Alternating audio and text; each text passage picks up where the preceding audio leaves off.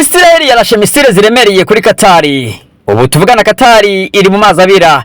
Nimucikwe muri aya makuru mwateguriwe kandi mukasumirwa na MC MTUTU intararibonye mu itangazamakuru ndetse nkaba n'umushakashatsi ku bumwe dutuyemo. Kora subscribe, share na comment kugira ngo supporting umuryango mugari wa Cape Max TV. Reka tubigize mu kiganiro ku itariki 9 z'ukwezi kwa 9 ubwo nejo hashize indege za Israel bwa mbere bibayeho zikoze urugendo rurerure mu kirere kugira ngo zirase kuri target bari banetse neza intase za Mossad. Rwari urugendo rutoroshye mu birometero 200 kugenda no kugaruka 200 byose bikaba 4000. Ni ikintu cyatangaje abantu benshi ukuntu indege yabashije kurasa ku nyubako ivugwa ko yari irimo abayobozi ba Hamas. Ubwo bari bagiye mu biganiro byo kurebera hamwe ukuntu bagarura ubwumvikane abarwanyi ba Hamas na leta z'ubumwe za Amerika bari bahagarariye IDF igisirikare cya Israel bakumvikana mu masezerano ko igisirikare cya Hamas na Israel ko buri umwe aba asubiye inyuma. Bakiri muri ibyo nibwo mu kirere cya Katari cyahindutse umwijima, ariko bavuga ko abayobozi ba Hamas bakomerekeye muri iki gitero gusa ndetse habashije gupfa abandi bantu batandatu muri icyo gitero. Indege zarashe kuri iyo nyubako maze zirakata azisubirirayo rwose amahoro. Bivuze ngo ikirere cya Katari ntago gisakaye cyangwa se nta system y'ubwirinzi gifite nk'iyo mu Rwanda.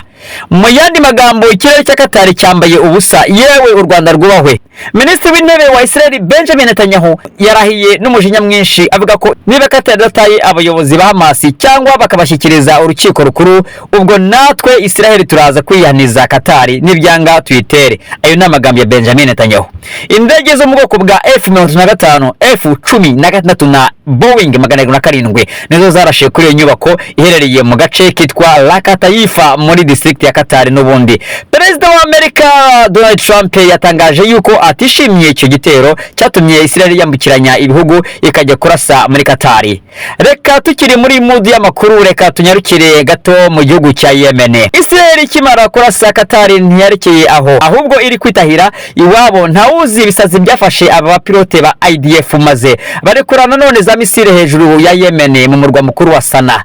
Minisitiri w'ubuzima muri Yemen yatangaje ko abantu 131 bahakomerekeye kandi 35 basiga ubuzima. Bavuga ko umubare w'abapfuye ushobora kuza kwiyongera kuko inyubako zo zagiye zigurira abantu benshi.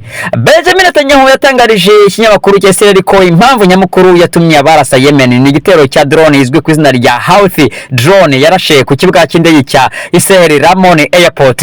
Benjamin Netanyahu minisitiri w'intebe wa Israel yatangarije isi ko umuntu wese uzajya ubatera nawe bazajya bamugeraho agasogongera ku nzoga ya Israel. Kandi n'ubundi mu kwezi gushize indege ya Israel yarashe mu gihugu cya Yemen yica umusirikare mukuru ndetse na minisitiri w'intebe ya Yemen Ahmed Ali Lahawi ahitanwa n'indege ya Israel mu gikorwa cyo gucukumbura abarwanyi ba Hamas muri Yemen n'ubundi. Mwakoze kudukurikirana ya Cape Max TV mu biganiro bya buri kanya. Nimugaciye kudukurikirana mu makuru ya buri kanya y'umunsi n'umunsi.